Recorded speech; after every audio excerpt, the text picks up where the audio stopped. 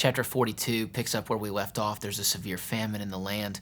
Jacob and his sons are struggling to make ends meet, but there is word around the area that Egypt has food.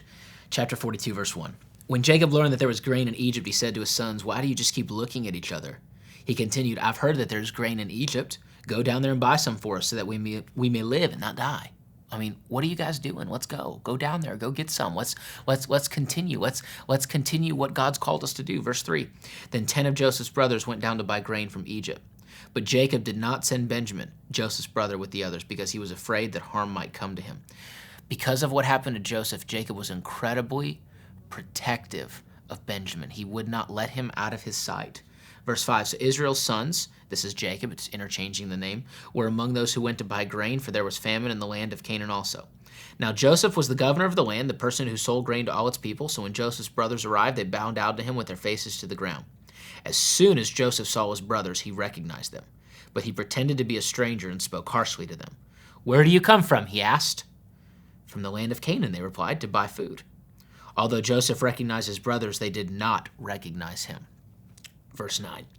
Then he remembered his dreams about them and said to them, "You are spies. You have come to see where our land is unprotected."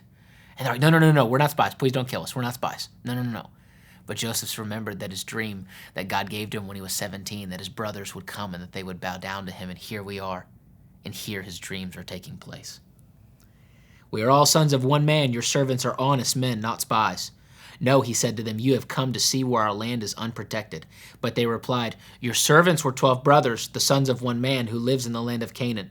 The youngest is now with our father, and one is no more." Joseph said to them, "It is just as I told you, you are spies, and this is how you will be tested. As surely as Pharaoh lives, you will not leave this place unless your youngest brother comes here. Send one of your number to go get your brother. The rest of you will be kept in prison, so that your words may be tested to see if you are telling the truth.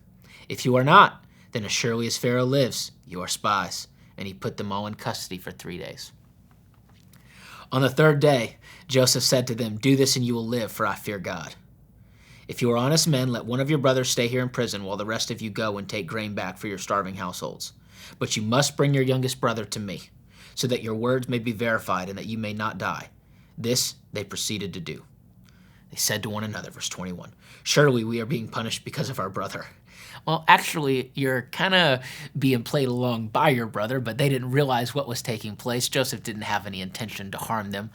Really, in some ways, he was just kind of playing along with them. He really wanted to see his younger brother Benjamin, and he wanted his father eventually to come with them. I think he's kind of having a little playful revenge with them, if you will. Let's be real, they deserved it. They said to one another, "Surely we are being punished because of our brother. We saw how distressed he was when he pleaded with us for his life, but we would not listen. That's why this distress has come upon us." Reuben replied, verse 22, "Didn't I tell you not to sin against the boy? But you wouldn't listen. Now we must give an accounting for his blood." They did not realize that Joseph could understand them, since he was using an interpreter. Basically, what it's saying is he was speaking in Egyptian, and there was an interpreter that was speaking Hebrew to them. So they were continuing to speak in Hebrew, but they didn't realize that Joseph also knew how to speak in Hebrew because of their childhood together, and he heard and understood everything they were saying. Verse 24, he turned away from them and began to weep, but then came back and spoke to them again. He had Simeon taken from them and bound before their eyes. Joseph gave orders to fill their bags with grain, to put each man's silver back in his sack, and to give them provisions for their journey. After this was done for them, they loaded their grain on their donkeys and left. At the place where they stopped for the night, one of them opened a sack to get feed for his donkey, and he saw his silver in the mouth of his sack. "My silver has been returned," he said to his brothers. "Here it is in my sack." Their hearts sank, and they turned to each other trembling and said, "What is this that God has done to us?" When they came to their father Jacob in the land of Canaan, they told him all that had happened to them. They said, "The man who is Lord over the land spoke harshly to us and treated us as though we were spying on the land. But we said to him, 'We are honest men, we are not spies. We were 12 brothers, sons of one father. One is no more, and the youngest is now with our father in Canaan.' Then the man who is Lord over the land said to us, 'This is how I will know whether you are honest men. Leave one of your brothers here with me, take food for your starving house, and go. But bring back your youngest brother to me, so I will know that you are not spies, but you are honest men. Then I will give your brother back to you, and you can go trade in the land.' As they were emptying their sacks, there in each man's sack was his pouch of silver. When they and their father saw the money pouches, they were frightened. Their father said to them, You have deprived me of my children. Joseph is no more, and Simeon is no more, and now you want to take Benjamin? Everything is against me." Then Reuben, the firstborn, said to his father, "You may put both of my sons to death if I do not bring him back to you. Entrust him to my care, and I will bring him back." But Jacob said, "My son will not go down there with you. His brother is dead, and he is the only one left. If harm comes to him on the journey you are taking, you will bring my gray head down to the grave in sorrow." All right, so we got some family drama going on. The brothers went to Egypt. They needed grain. They needed food. They meet Joseph. They don't realize it's Joseph.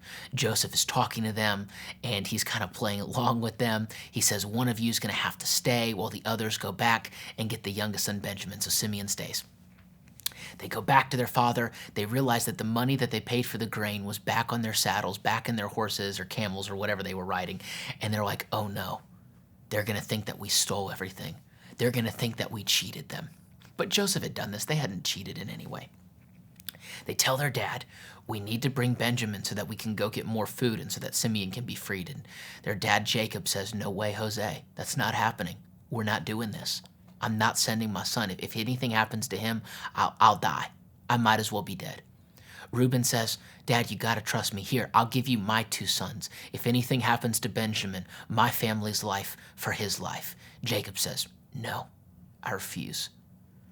This chapter, the story ends with Jacob refusing to send one son with the others to go back so that Simeon may be freed. But we'll learn later in the next few chapters that eventually their grain will run out and Jacob will be really left without a choice.